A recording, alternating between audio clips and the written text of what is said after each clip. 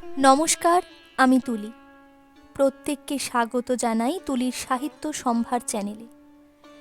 তুলির সাহিত্য সম্ভারের দ্বিতীয় দিনের নিবেদন কথা সাহিত্যিক শরৎচন্দ্র চট্টোপাধ্যায়ের বিন্দুর ছেলে গল্পের প্রথম পর্ব। সকল শ্রোতাবন্ধুর কাছে আমার অনুরোধ, প্রত্যেকে গল্পটি শোনার পর কমেন্ট বক্সে অবশ্যই জানাবেন আমার গল্পের উপস্থাপনা আপনাদের কেমন লাগছে। আর আমার উপস্থাপনা ভালো লাগলে অবশ্যই চ্যানেলটির পাশে থাকবেন। যাদব মুখুজ্জে ও মাধব মুখুজ্জে যে সহোদর ছিলেন না, সে কথা নিজেরা তো ভুলিয়াই ছিলেন, বাহিরের লোকও ভুলিয়াছিল। দরিদ্র যাদব অনেক কষ্টে ছোট ভাই মাধবকে আইন পাশ করাইয়াছিলেন এবং বহু চেষ্টায় ধনাঢ্য জমিদারের একমাত্র সন্তান বিন্দুবাসিনীকে ভাতৃবধূ রূপে ঘরে আনিতে সক্ষম হইয়াছিলেন। বিন্দুবাসিনী অসামান্যা রূপসী। প্রথম যে দিন সে এই অতুল রূপ ও 10,000 টাকার কাগজ লইয়া ঘর করিতে আসিয়াছিল, সেদিন বড় বউ অন্নপূর্ণার চোখে আনন্দাশ্রু বহিয়াছিল।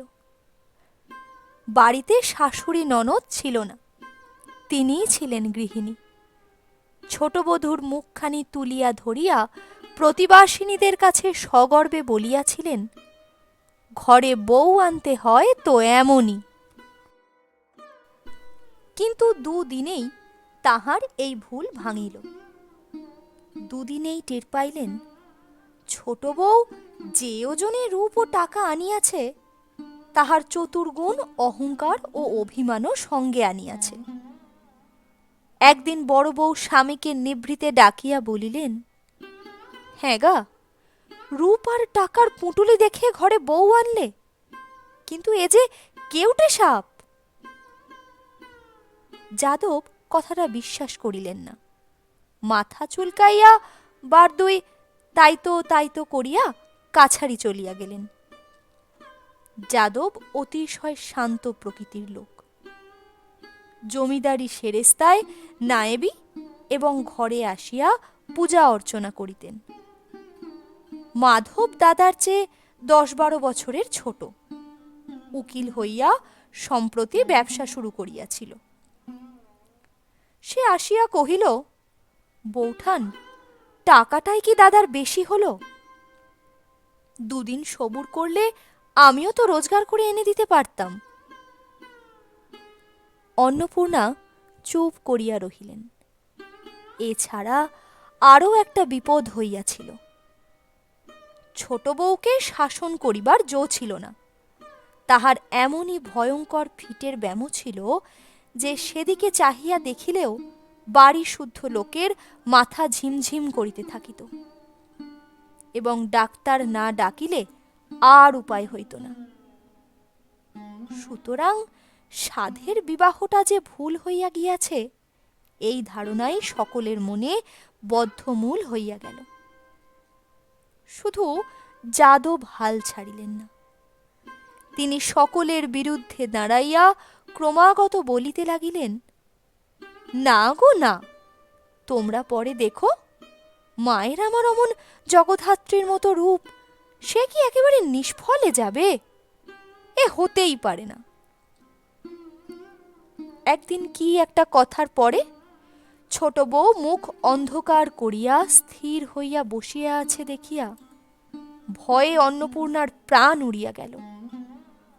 হঠাৎ তাহার কি মনে হইল, ঘরের মধ্যে ছুটিয়া গিয়া তাহার 1.5 বছরের ঘুমন্ত ছেলে অমূল্যচরণকে টানিয়া আনিয়া বিন্দুর কোলের উপর নিক্ষেপ করিয়াই তিনি পলাইয়া গেলেন।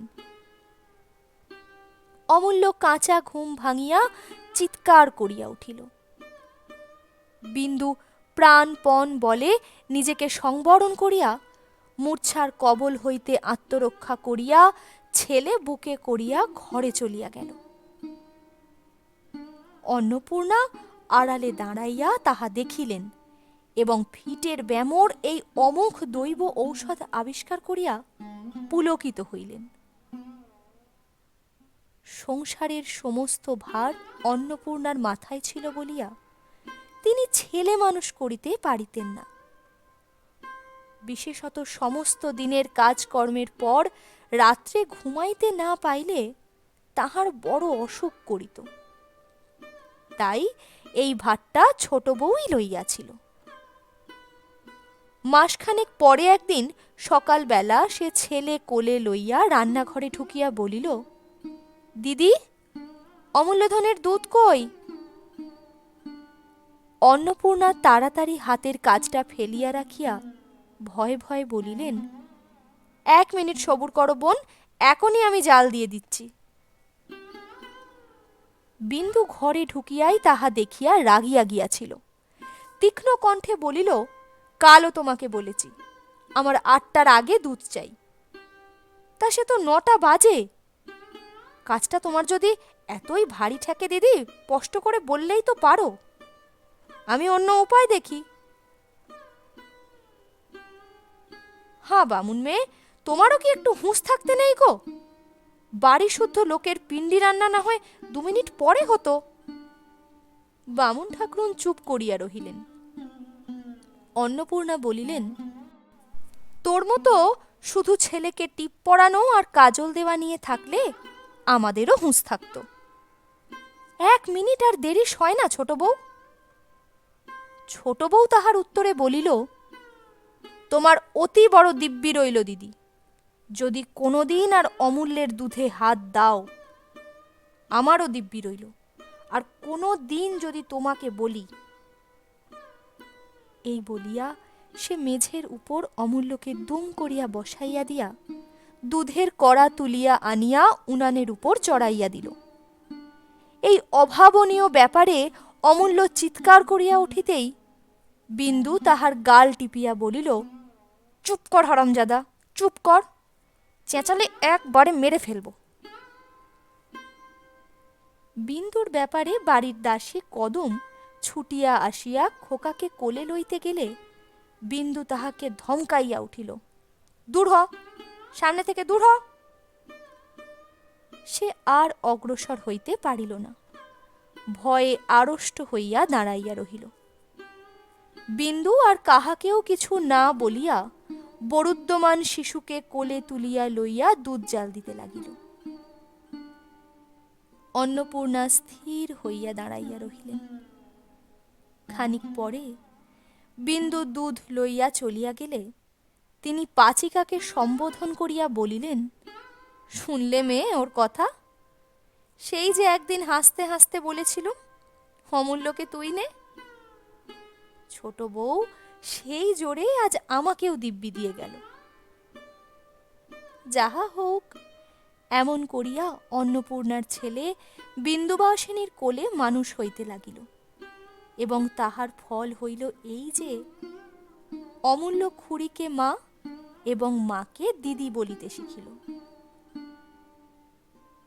ইহার বছর 4 পরে যেদিন খুব ঘটা করিয়া অমূল্যর হাতে খড়ি হইয়া গেল, তাহার পরদিন সকালে অন্নপূর্ণা রান্নাঘরে কাজে ব্যস্ত ছিলেন।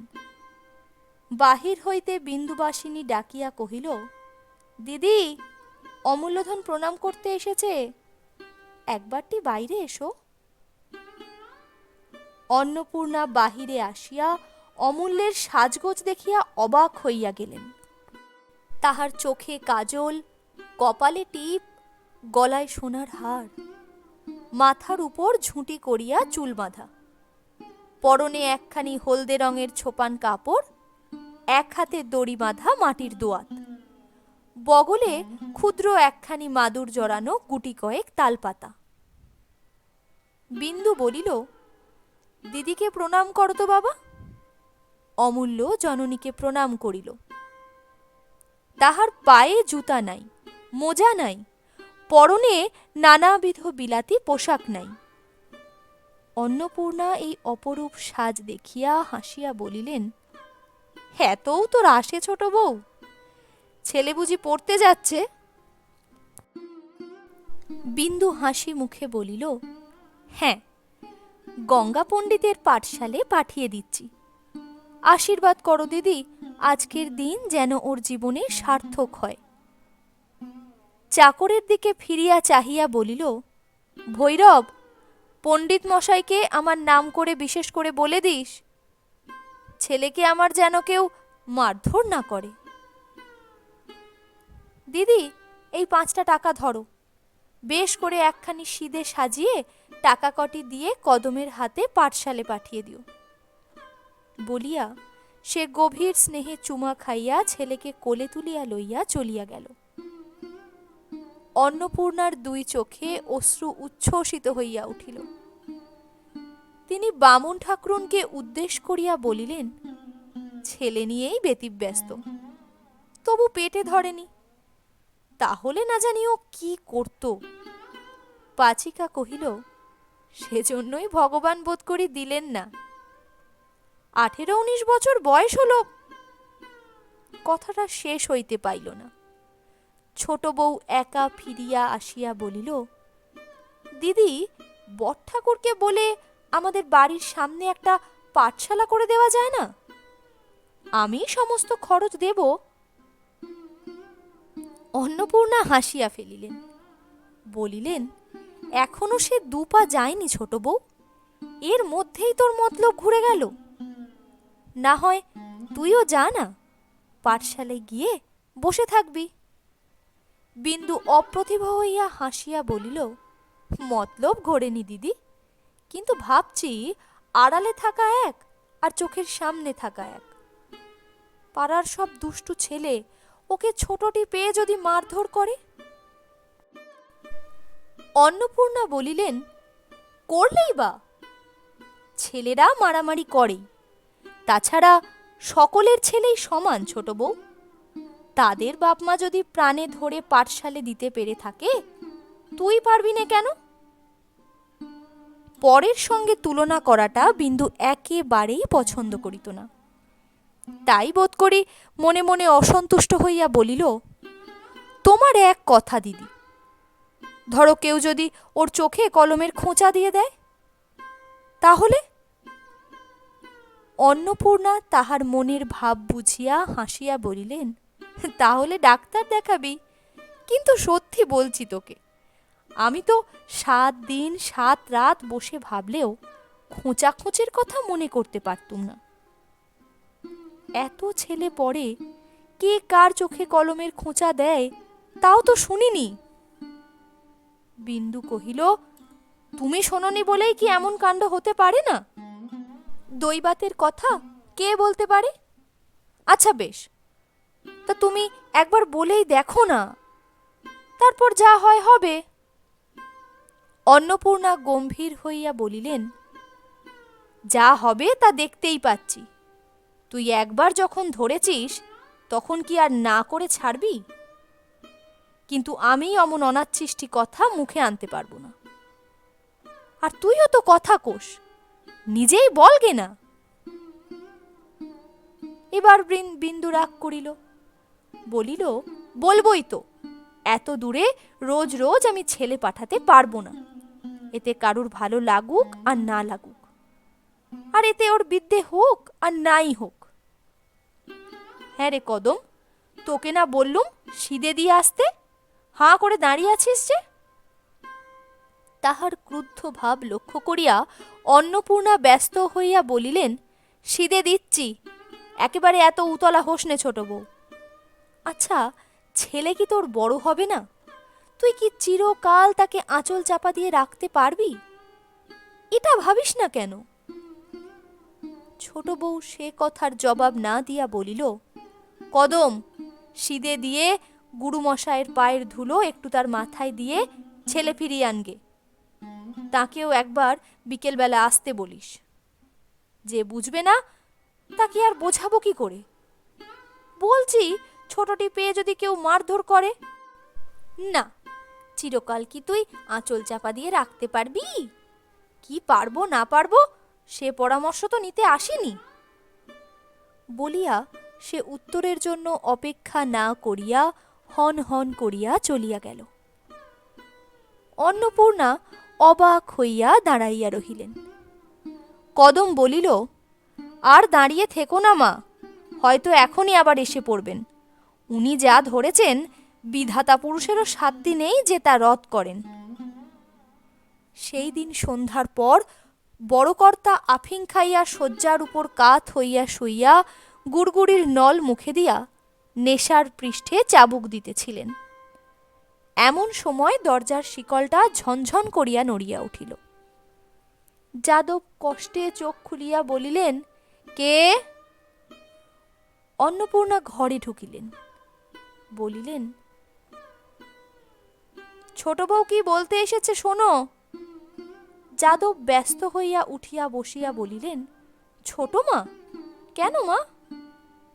ছোট বউকে তিনি অত্যন্ত ভালোবাসিতেন। ছোট বউ কথা কহিল না। তাহার হইয়া অন্নপূর্ণাই বলিয়া দিলেন, ওর ছেলের চোখে পোড়োরা কলমের খোঁচা মারবে, তাই বাড়ির মধ্যে একটা পাঠশালা করে দিতে হবে। যাদব হাতের নলটা ফেলিয়া দিয়া শঙ্কিত হইয়া বলিয়া উঠিলেন, কে চোখে খোঁচা মারলে? কই দেখি কিরকম হলো। অন্নপূর্ণা তাহার হাতের নলটা তুলিয়া দিয়া হাসিয়া বলিলেন, এখনো কেউ মারেনি, যদির কথা হচ্ছে। যাদব সুস্থির হইয়া বলিলেন, ও যদির কথা? আমি বলি বুঝি?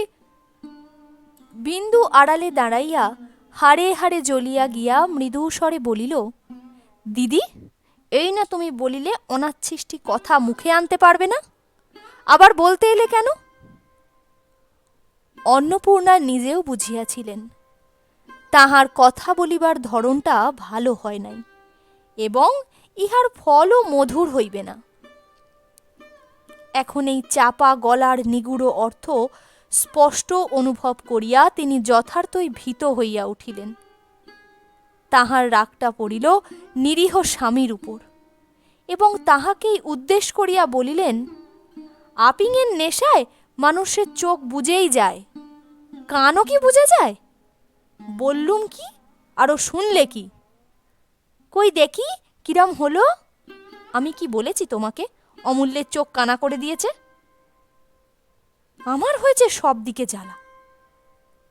নির্বিরোধী যাদবের আফিংয়ের মৌজ ছুটিয়া যাইবার উপক্রম হইল।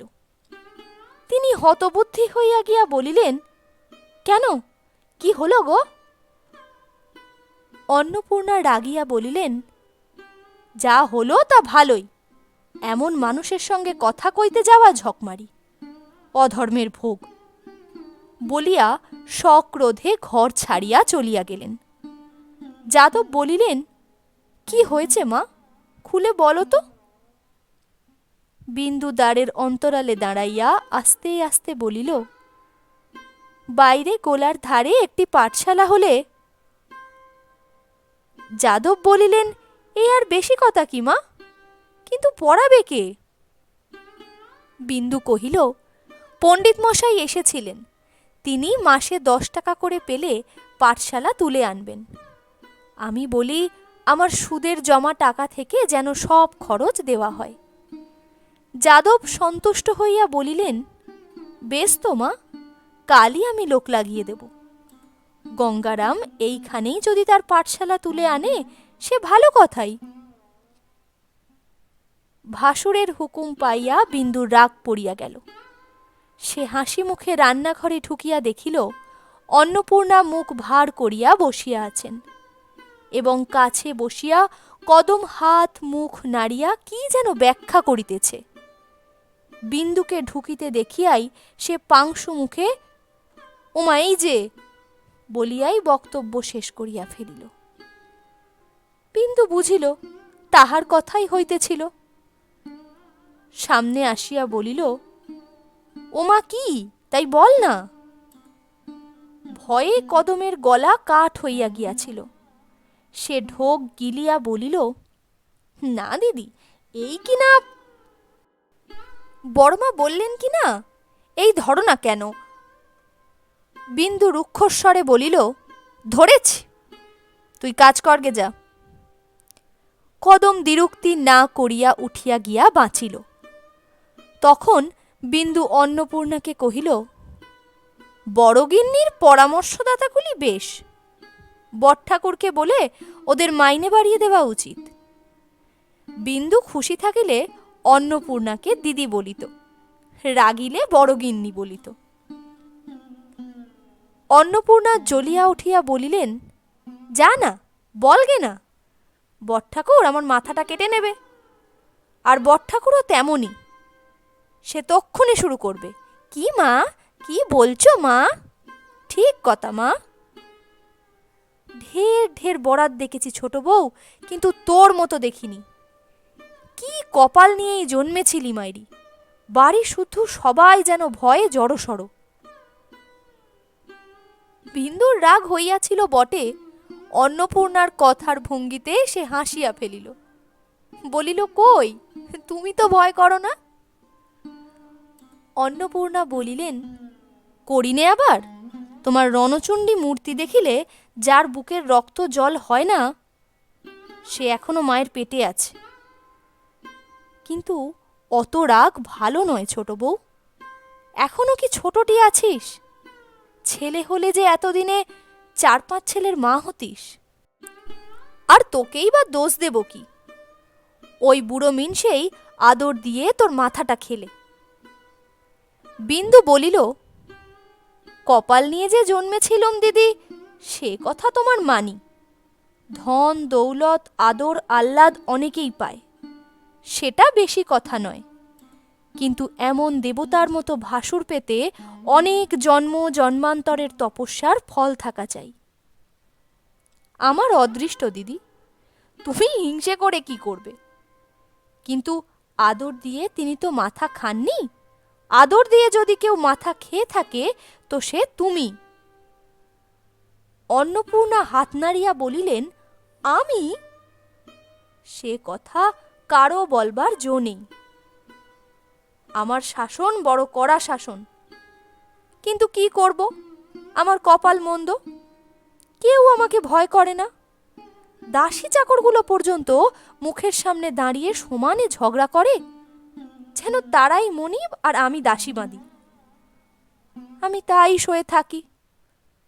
অন্য কেউ হলে... তাহার এই উল্টা পাল্টা কথায় বিন্দু খিলখিল করিয়া হাসিয়া ফেলিল, বলিল, দিদি, তুমি সত্যযুগের মানুষ, কেন মরতে একালে এসে জন্মেছিলে? কই, আমার সঙ্গে তো কেউ ঝগড়া করে না। বলিয়া সহসা সুমুখে আসিয়া হাঁটু গাড়িয়া বসিয়া দুই বাহু দিয়া অন্নপূর্ণার গলা জড়াইয়া ধরিয়া বলিল, একটা গল্প বলো না দিদি। অন্নপূর্ণা রাগিয়া বলিলেন, যা, সরে যা। কদম ছুটিয়া আসিয়া বলিল, দিদি, অমূল্যধন জাঁতিতে হাত কেটে ফেলে কাঁদছে। বিন্দু তৎক্ষণাৎ গলা ছাড়িয়া দিয়া উঠিয়া দাঁড়াইয়া বলিল, জাঁতি পেলে কোথায়? তোরা কি করছিলি? আমি ওঘরে বিছানা করছিলুম দিদি, জানিও নে কখন ও বড়মার ঘরে ঢুকে... আচ্ছা, হয়েছে হয়েছে, যা। বলিয়া বিন্দু ঘর ছাড়িয়া চলিয়া গেল। খানিক পরে অমূল্যের আঙুলের ডগায় ভিজে ন্যাকড়ার পটি বাঁধিয়া কোলে করিয়া আসিয়া বলিল, আচ্ছা দিদি, কতদিন বলেছি তোমাকে, ছেলেপুলের ঘরে জাঁতি টাতিগুলো একটু সাবধান করে রাখো। তা... অন্নপূর্ণা আরো রাগিয়া গিয়া বলিলেন, কি কথা যে তুই বলিস ছোট বউ, তার মাথা মুন্ডু নাই। কখন তোর ছেলে ঘরে ঢুকে হাত কাটবে, তাই বলে কি জাতি নোয়ার সিন্ধুকে বন্ধ করে রাখবো? বিন্দু বলিল, না, কাল থেকে ওকে দড়ি দিয়ে বেঁধে রাখবো, তাহলে আর ঢুকবে না। বলিয়া বাহির হইয়া গেল। অন্নপূর্ণা বলিলেন, শুনলি কদম, ওর জবরদস্তির কথাগুলো? জাতি কি মানুষ সিন্ধুকে তুলে রাখে? কদম কি একটা বলিতে গিয়া হাঁ করিয়া থামিয়া গেল। বিন্দু ফিরিয়া আসিয়া বলিল, ফের যদি তুমি দাসী চাকরকে মধ্যস্থ মানবে তো সত্যি বলছি তোমাকে, ছেলে নিয়ে আমি বাপের বাড়ি চলে যাব। অন্নপূর্ণা বলিলেন, যা না যা, কিন্তু মাথা খুঁড়ে মলেও আর ফিরিয়ে আনবার নামটি করব না, সে কথা মনে রাখিস। আমি আসতেও চাইনে বলিয়া বিন্দু মুখ ভার করিয়া চলিয়া গেল। ঘণ্টা দুই পরে অন্নপূর্ণা দুম দুম করিয়া পা ফেলিয়া ছোট বউয়ের ঘরে আসিয়া ঢুকিলেন। ঘরের একধারে একটি ছোট্ট টেবিলের উপর মাধবচন্দ্র মকদ্দমার কাগজপত্র দেখিতেছিলেন এবং বিন্দু অমূল্যকে লইয়া খাটের উপর শুইয়া আস্তে আস্তে গল্প বলিতেছিল। অন্নপূর্ণা বলিলেন, খাবি আয়। বিন্দু বলিল, আমার খিদে নেই। অমূল্য তাড়াতাড়ি খুড়ির গলা জড়াইয়া ধরিয়া বলিল, ছোট মা খাবে না, তুমি যাও। অন্নপূর্ণা ধমক দিয়া বলিলেন, তুই চুপ কর, এই ছেলেটিই হচ্ছে সকল নষ্টের গোড়া। কি আদুরে ছেলেই করছিস ছোট বউ, শেষে টের পাবি। তখন কাঁদবি আর বলবি, হ্যাঁ দিদি বলেছিল বটে। বিন্দু ফিসফিস করিয়া অমূল্যকে শিখাইয়া দিল। অমূল্য চেঁচাইয়া বলিল, তুমি যাও না দিদি, ছোট মা রূপকথা বলছে।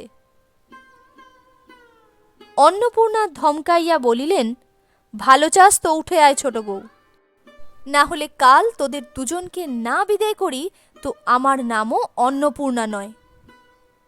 বলিয়া যেমন করিয়া আসিয়াছিলেন তেমনি করিয়া পা ফেলিয়া বাহির হইয়া গেলেন। মাধব জিজ্ঞাসা করিল, আজ আবার তোমাদের হলো কি? বিন্দু বলিল, দিদি রাগলে যা হয় তাই। আজ অপরাধের মধ্যে বলেছিলুম ছেলেপুলের ঘর জাঁতি টাতিগুলো একটু সাবধান করে রেখো, তাই এত কাণ্ড হচ্ছে। মাধব বলিল, আর গোলমাল করো না, যাও। বৌঠান যেমন করে পা ফেলে বেড়াচ্ছেন দাদা এমনিই উঠে পড়বেন। বিন্দু অমূল্যকে কোলে তুলিয়া লইয়া হাসিয়া রান্নাঘরে চলিয়া গেল। এক মায়ের দুই ছেলে জননীকে আশ্রয় করিয়া যেমন করিয়া বাড়িয়া উঠিতে থাকে, এই দুইটা মাতা তেমনি একটিমাত্র সন্তানকে আশ্রয় করিয়া আরও 6 বৎসর কাটাইয়া দিলেন। অমূল্য এখন বড় হইয়াছে, সে এন্ট্রান্স স্কুলের 2য় শ্রেণীতে পড়ে। ঘরে মাস্টার নিযুক্ত আছেন। তিনি সকালবেলা পড়াইয়া যাইবার পর অমূল্য খেলা করিতে বাহির হইয়াছিল। আজ রবিবার, স্কুল ছিল না। অন্নপূর্ণা ঘরে ঢুকিয়া বলিলেন, ছোট বউ, কি করি বলতো? বিন্দু তাহার ঘরের মেঝের উপর আলমারি উজাড় করিয়া অমূল্যর পোশাক বাছিতেছিল। সে কাকার সহিত কোন বড়লোক মক্কেলের বাড়ি নিমন্ত্রণ রক্ষা করতে যাইবে। বিন্দু মুখ না তুলিয়াই বলিল, কিসের দিদি? তাহার মেজাজটা কিছু অপ্রসন্ন। অন্নপূর্ণা রকমারি পোশাকের বাহার দেখিয়া অবাক হইয়া গিয়াছিলেন, তাই তাহার মুখের ভাবটা লক্ষ্য করিলেন না। কিছুক্ষণ নিঃশব্দে চাহিয়া থাকিয়া জিজ্ঞাসা করিলেন, এ কি সমস্তই অমূল্যর পোশাক নাকি? বিন্দু বলিল, হ্যাঁ। অন্নপূর্ণা বলিলেন, কত টাকাই না তুই অপব্যয় করিস, এর একটা দামে গরিবের ছেলের সারা বছরের কাপড় চোপড় হতে পারে। বিন্দু বিরক্ত হইল, কিন্তু সহজভাবে বলিল, তা পারে, কিন্তু গরিবে বড়লোকে একটু তফাৎ থাকেই, সেজন্য দুঃখ করে কি হবে দিদি? অন্নপূর্ণা বলিলেন, তা হোক বড়লোক, কিন্তু তোর সব কাজেই একটু বাড়াবাড়ি আছে। বিন্দু মুখ তুলিয়া বলিল, কি বলতে এসেছো তাই বলো না দিদি, এখন আমার সময় নেই। তোমার সময় আর কখন থাকে ছোট বউ? বলিয়া তিনি রাগ করিয়া চলিয়া গেলেন। ভৈরব অমূল্যকে ডাকিয়া আনিতে গিয়াছিল। সে ঘণ্টাখানেক পরে খুঁজিয়া আনিল। বিন্দু জিজ্ঞাসা করিল, কোথা ছিলি এতক্ষণ? অমূল্য চুপ করিয়া রহিল। ভৈরব বলিল, ওপাড়ায় চাষাদের ছেলেদের সঙ্গে ডাঙ্গুলি খেলছিল। এই খেলাটায় বিন্দুর বড় ভয় ছিল, তাই নিষেধ করিয়া দিয়াছিল। বলিল, ডাঙ্গুলি খেলতে তোকে মানা করেছি না? অমূল্য ভয়ে নীলবর্ণ হইয়া বলিল, আমি দাঁড়িয়েছিলুম, তারা জোর করে তোমাকে? আচ্ছা, এখন যাচ্ছ, যাও, তারপর হবে, বলিয়া তাহাকে পোশাক পরাইতে লাগিল। মাস দুই পূর্বে অমূল্যের পৈতে হইয়াছিল। সে ন্যাড়া মাথায় জরির টুপি পরিতে ভয়ঙ্কর আপত্তি করিল, কিন্তু বিন্দু ছাড়িবার লোক নয়। সে জোর করিয়া পরাইয়া দিল। অমূল্য ন্যাড়া মাথায় জরির টুপি পরিয়া দাঁড়াইয়া কাঁদিতে লাগিল। মাধব ঘরে ঢুকিতে ঢুকিতে বলিলেন, আর ওর কত দেরি হবে গো? পরক্ষণেই অমূল্যের দিকে দৃষ্টি পড়িলে হাসিয়া উঠিয়া বলিলেন, বা, এ যে মথুরার কৃষ্ণচন্দ্র রাজা হয়েছেন। অমূল্য লজ্জায় টুপিটা ফেলিয়া দিয়া খাটের উপর গিয়া উপুড় হইয়া পড়িল। বিন্দু রাগিয়া উঠিল, বলিল, একে ছেলে মানুষ কাঁদছে, তার উপর তুমি। মাধব গম্ভীর হইয়া বলিলেন, কাঁদিস নে অমূল্য, ওঠ।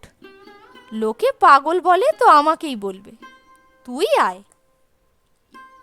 ঠিক এই কথাটাই ইতিপূর্বে আর একদিন হইয়া গিয়াছিল, এবং বিন্দু তাহাতে অত্যন্ত ক্রুদ্ধ হইয়াছিল।